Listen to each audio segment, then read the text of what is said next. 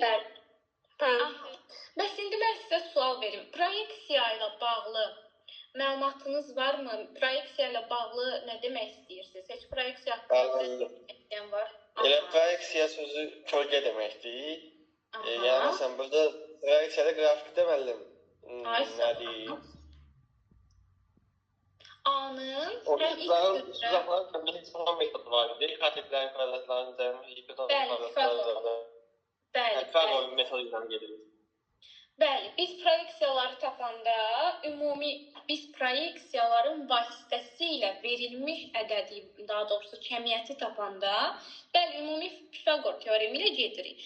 Amma proyeksiya biz deyiriksə, artıq proyeksiya anlaşılıb tanışıq. Yəni məsələn, A vektoru verib onun x oxu üzrə proyeksiyası, yəni demək olar ki, nəzərən kölgəsi. Bəli, mənim x oxu üzrə kölgəmi, proyeksiyamı taparaq mənim belə deyim, öz qiymətimi tapa bilərsiniz. Yəni proyeksiya bizə bunu verir, bu üstünlüyü verir. İndi proyeksiyalarda əsas qayda var ki, birinci qayda